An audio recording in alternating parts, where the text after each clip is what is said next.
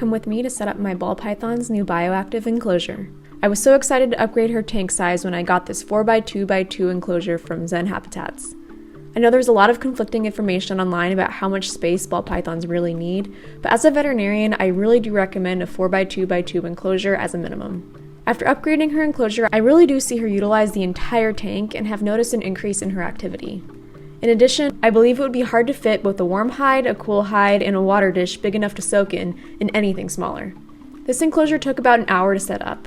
It wasn't particularly challenging, but it did help to have one person with me to flip it from side to side when needed. What I do like about this enclosure is that the other 3 sides are opaque, so it helps the snake feel more protected. I added a UV light from VivTech, especially as this tank is going to be bioactive.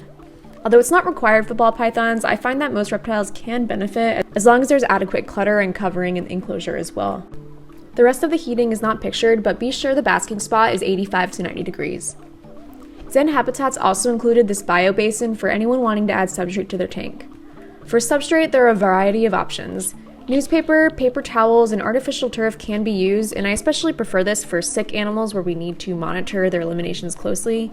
But loose substrates such as aspen shavings, mulch, and soil, on the other hand, can provide enrichment and encourage natural behaviors such as burrowing, but this should only be used for healthy animals, and your temperature and humidity must be monitored closely.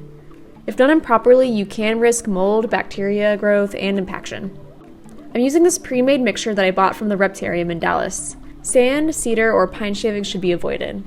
Next, I add a water bowl big enough for her to soak in, followed by a large piece of cork bark that I'll be using as one of her hides. I added some more branches and decor, and then started planting a pothos plant. Some ball pythons end up crushing their plants, but I've had good success using this kind for her.